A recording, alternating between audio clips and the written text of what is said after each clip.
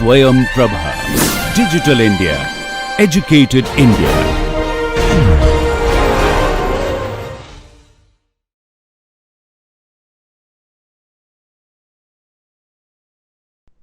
Plus DTC square, or this is delta T square. Okay, let me put it inside bracket. Okay, so delta T square, okay, times the acceleration u double dot 0 divided by 2.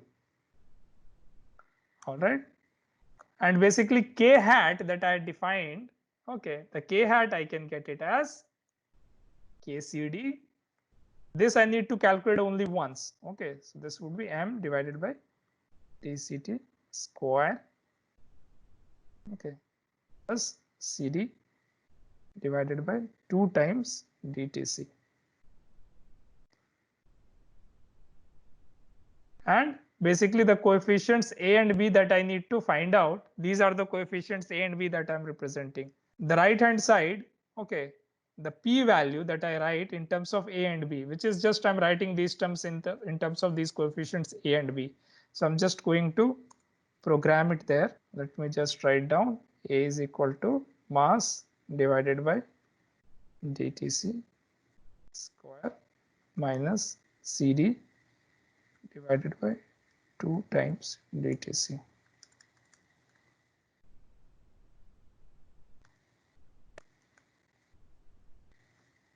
K minus 2 times mass times dtc square.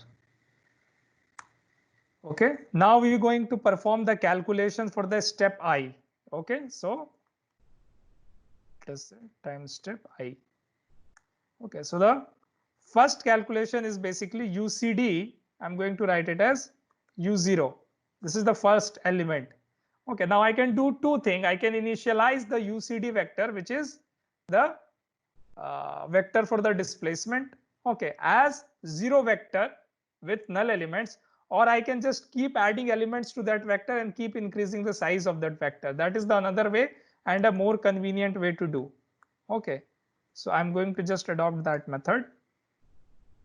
Okay, my first p hat 1 is actually this expression. Okay, this is 1. So step, as I said, step 1, I'm going to perform the calculation outside.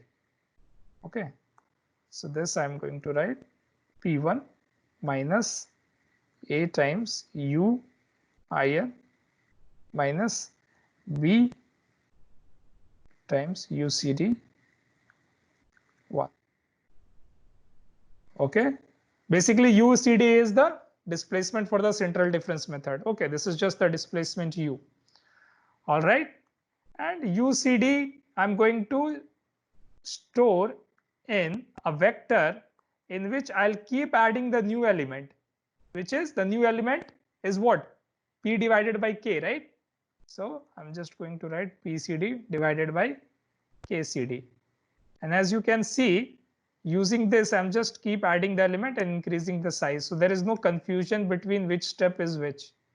And then I'm going to put everything from step 2 onwards inside the for loop. Okay.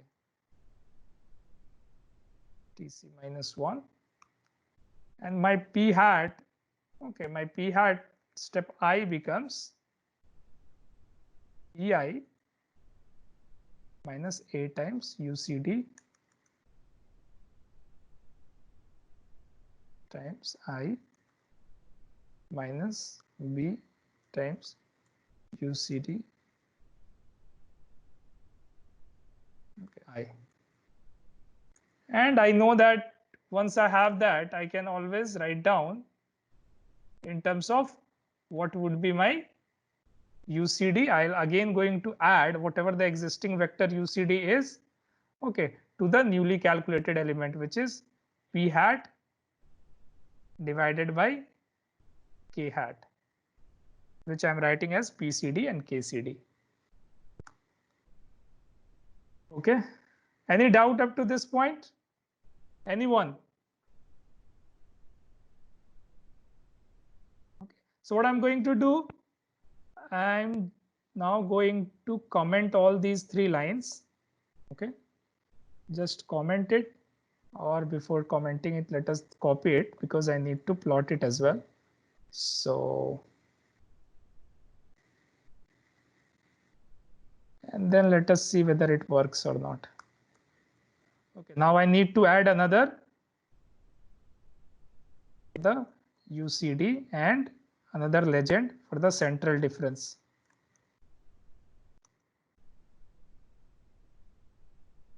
Okay, let us see it works or not. Most of the time it does not work first time. Yeah, some problem is there. Which step is this? Line 82. What is this? CD. No, this is this expression here? The times 2, right? This is 2. Okay. And I think it is working. Yeah, you can see, but central difference is with the different frequency. That is not correct. It should not be like that. So let us see.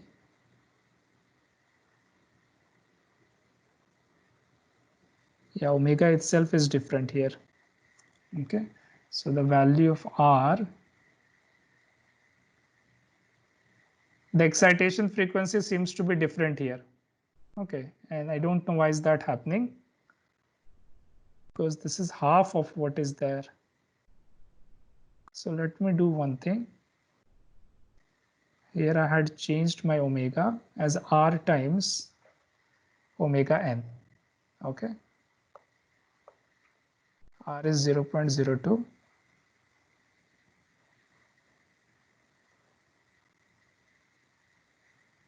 So let me just write it here.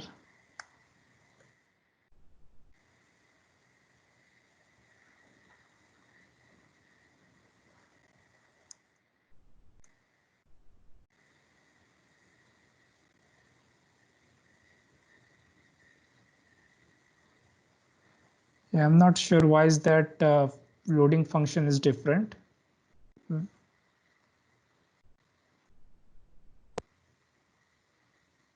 Hello, sir. Yeah. In the for loop, you might have to put PCD I plus 1 equal to PI minus 8 and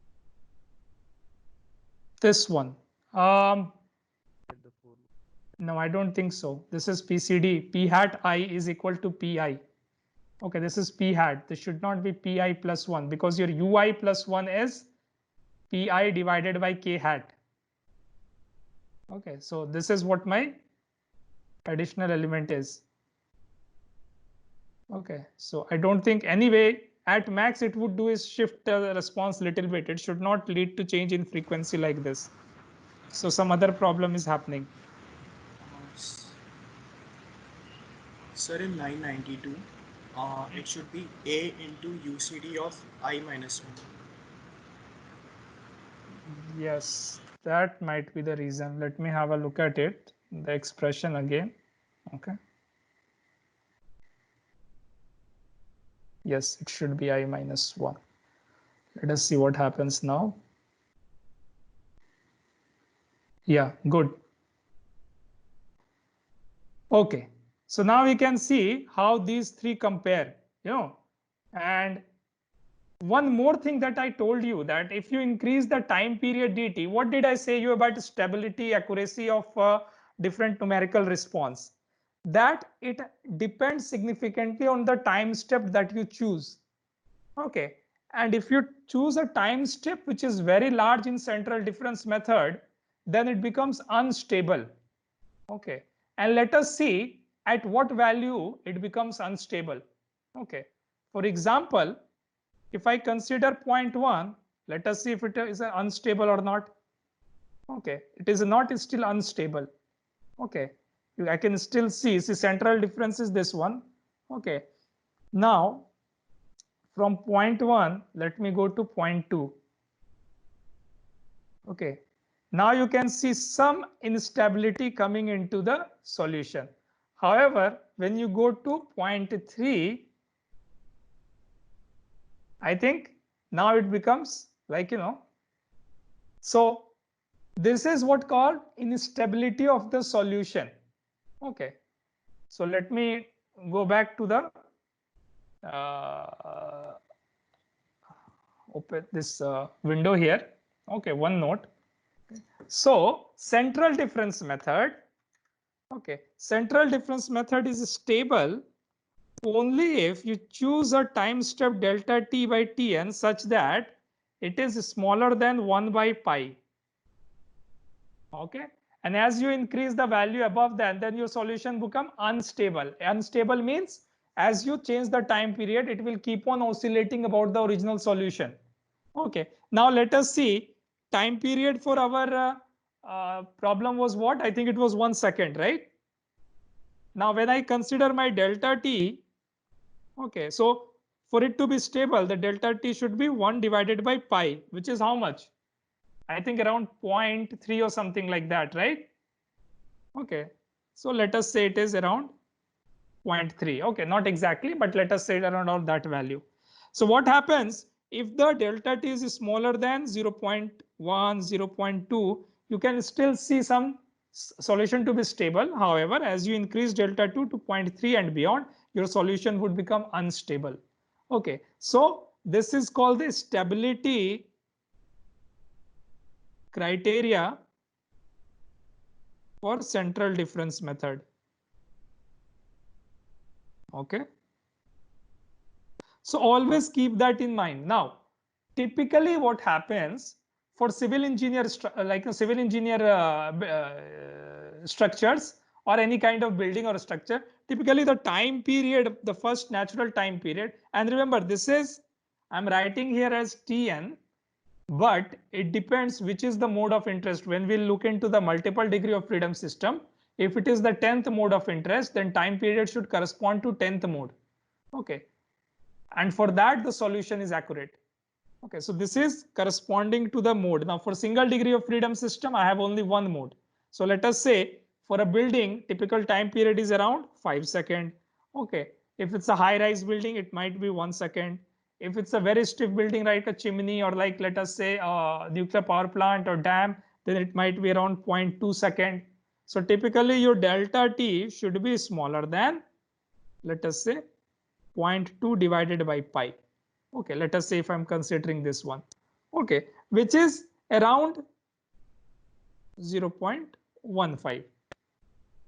Okay, now the question is not 0.15, this is around 0.6. Okay, now for all the typical values,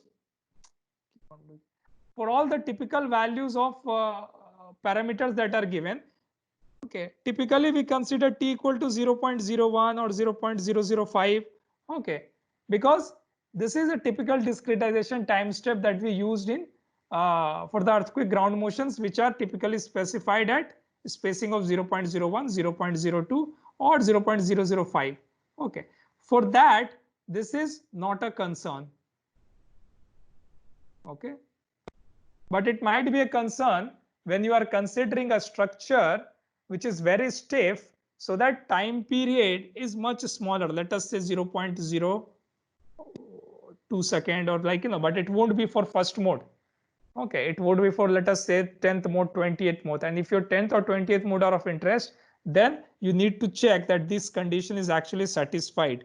Delta t by tn should be smaller than 1 by pi. And this is the limitation of the central difference method, and all other numerical methods have different type of limitation. Okay, any doubt in the central difference method, anyone? Do you want me to explain any part again? All right, then let us discuss the last method of this chapter, which is called Newmark method. I don't know whether you know or not.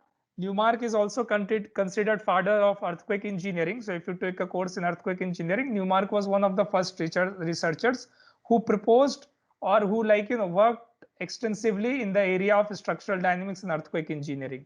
Okay.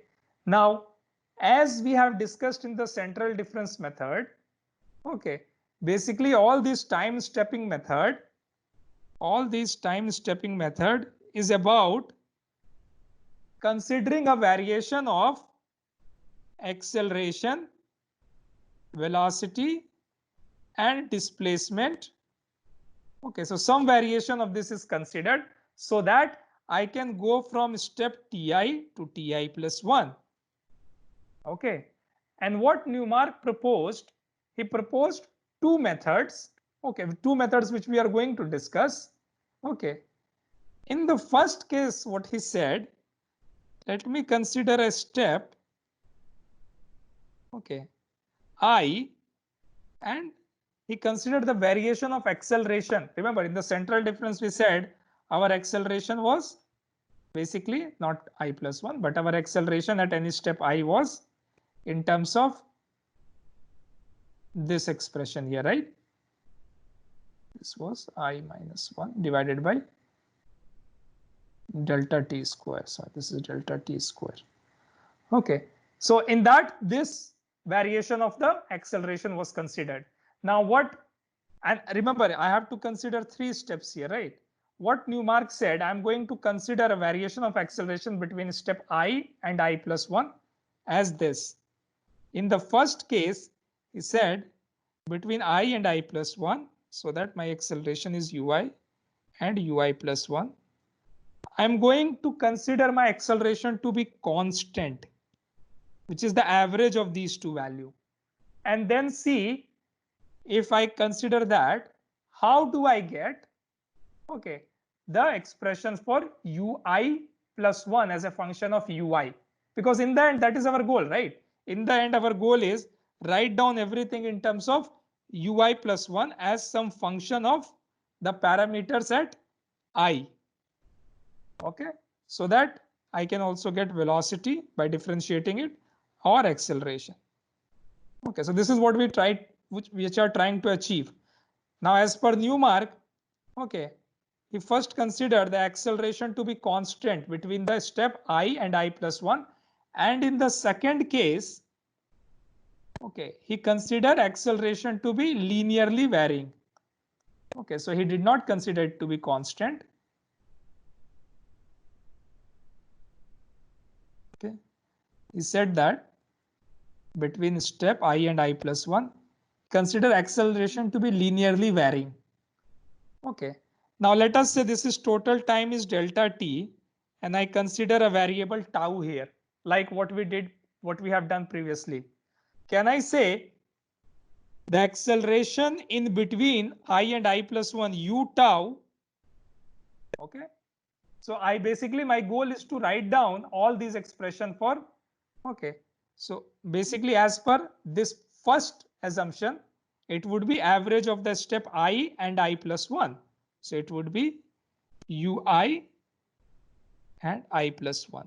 This was the first assumption. In the second case here, he said, well, I'm not going to consider it to be constant, but linearly varying. So the acceleration is actually varying like this. Okay, acceleration is, okay, like any linear variation. Okay. Okay, so this is in terms of tau. Again, this is delta t and the tau variable is from the. So in the second case, acceleration is varying linearly. In the first case, it is constant. Once I have the acceleration as a function of the variables, I can also write down the velocity. I just need to integrate this expression, right? If I integrate this expression, what will I get? It would be ui plus tau by t ui plus 1 divided by ui. Remember, this is nothing but v equal to u plus at from your kinematics class. Okay, velocity is equal to initial velocity plus acceleration times time. This is initial velocity. This divided by 2 is your basically acceleration times tau is your velocity at time, any time t. This is nothing, complicated or anything. In this case, if you integrate it, okay, what you will get as ui plus ui tau, okay, and then if you integrate it, this would be tau square by 2 delta t ui plus 1 and ui. Sorry, this is a negative sign here. Okay.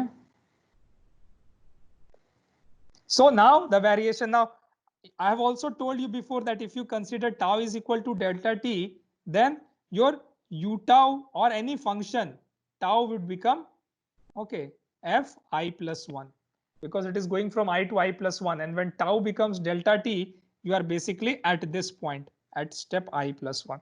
So I am going to substitute tau equal to delta t so that I can get my velocity at I plus 1 as this. Okay, delta t by 2 ui plus 1 plus ui. And I'm going to follow exactly the same procedure again for displacement.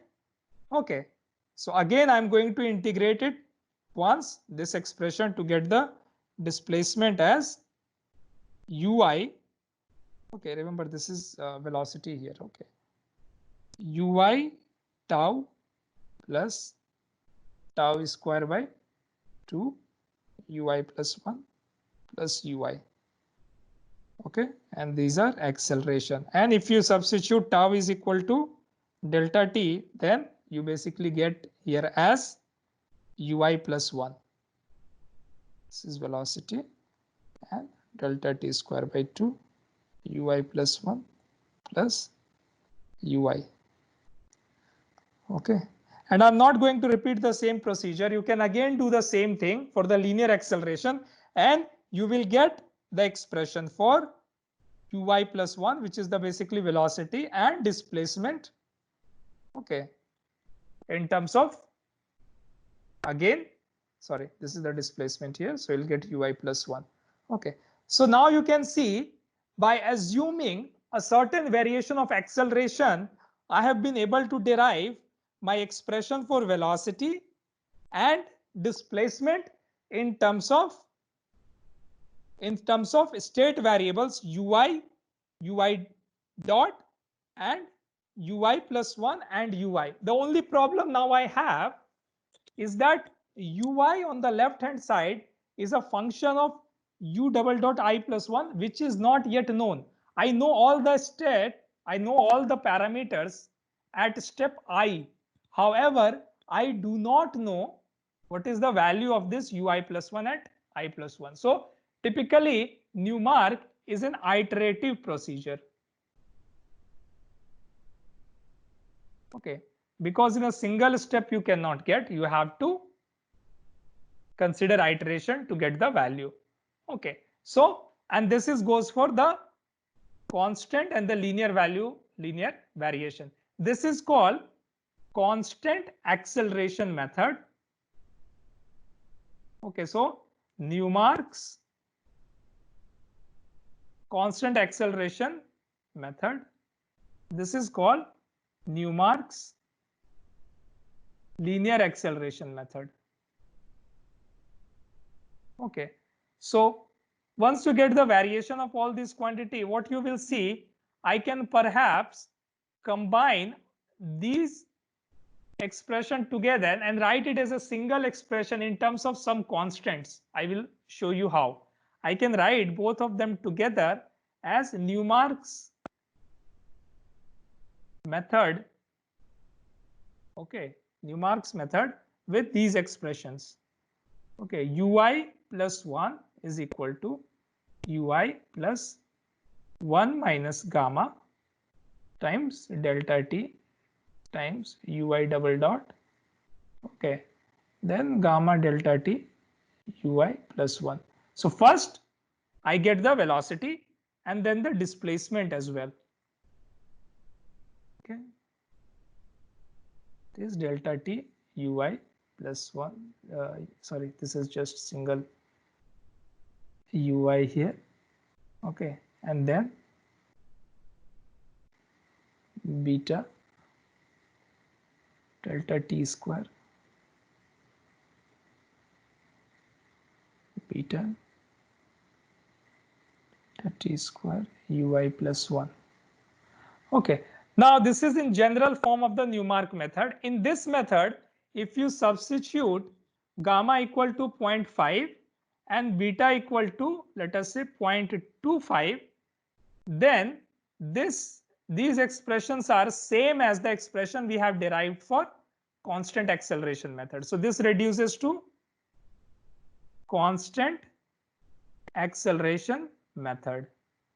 And if I substitute gamma equal to 0.5 but beta is equal to 1/6, then this reduces to expressions that we have derived for this second one. Okay, linear acceleration method. Okay, so depending upon the gamma and beta parameter, these represents the general form or the Newmark method. Now, again, the solution, okay, once we have this variation, okay, the next step is to substitute in this equation of motion mu I plus 1 cu, this is the acceleration term, then the velocity term, then the displacement term here is equal to pi plus 1. I can substitute, rearrange this variable and substitute everything here. Okay, we can do that so that I again get a similar expression like this. K hat times ui plus 1 is equal to p hat I plus 1, where k hat is a parameter in terms of, okay, and this, you know, you don't need to remember it because you can always look it up and then program it. Okay, but I'm just writing to show you that what are the parameter it depends on. Now, this is only for linear system. No iteration is required even for Newmark method.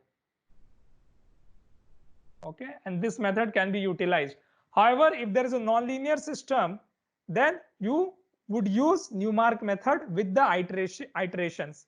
But that is not within the scope of this course. We are not studying nonlinear systems here. Okay, so k hat, I can write it like this, and p hat I plus 1, I can again write it in terms of pi plus 1 plus some other variable time ui plus some other variable times ui dot plus some other variable times ui double dot. Now all these quantities are known to me from the previous step. Okay, as long as I can calculate this, I can get my ui plus 1 as pi plus 1 divided by k hat. Okay, and then I can find, I can, like what I did for the central difference method, I can get, or I can go from state I to I plus 1 by iterating it inside a for loop. Okay, and remember the initial condition that we had is still valid for this case as well. And the strength of this method is that, like what we have for central difference method, okay, there is no additional step required for initial calculation. So you can just start with using u0 and u dot 0, and of course u double dot 0 you can always calculate with p0 minus cu0 minus cu dot 0 k0 by m. Okay, so just using this I can start my iterations. So only 2 steps are required. Okay, unlike the central difference method in which 3 steps are required. The other basically strength of this method is, if you remember, for central difference method, the equilibrium equation we had used was actually at step I, not I plus 1. Okay, but for Newmark method, we are utilizing the equilibrium equation at I plus 1. It means for the central difference method, when we are calculating the parameters, okay, at I plus 1, we never checked whether the equilibrium is satisfied or not at step I plus 1. We just hope that time step is small enough so the solution is accurate. However, for the Newmark method, we are actually utilizing the equilibrium equation at time step I plus 1. So we ensure that equilibrium is also satisfied at step I plus 1. Now these things don't matter for simple problems, linear structures, but if you take a course in finite elements later, you will see that for non-linear problems, actually that makes a huge difference. Okay. Any question up to this point? So let us say again, if the algorithm for this one is given to you, okay, you don't have to do it today, okay, and you can just simply refer to your book, okay. So as long as algorithm is given to you, okay, you should be able to program each of these methods, okay. It's not very difficult, and you should do it because next assignment is based on programming one of these methods and obtaining the solution. Any question up to this point? Anyone? If you would like me to repeat anything, okay. So there is nothing else, I mean, in terms of what we need to discuss in this chapter. We discussed three methods. One was the interpolation excitation method. Other one was the central difference method and the Newmark methods. Mostly for the earthquake engineering problem, Newmark method is used. Central difference is a very good method. It's an explicit method that are used for the problems, okay, where you have like, a lot of instability issues. Any doubt? Okay, if not, then I would end this class. Thank you.